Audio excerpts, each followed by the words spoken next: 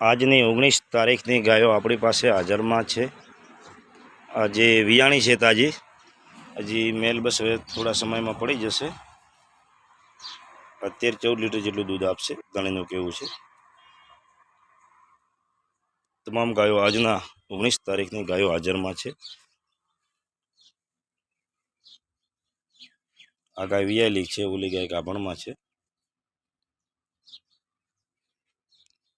1 2 3 4 5 6 7 8 ને 9 જેટલી ગાય આજની 19 તારીખની હાજરમાં છે।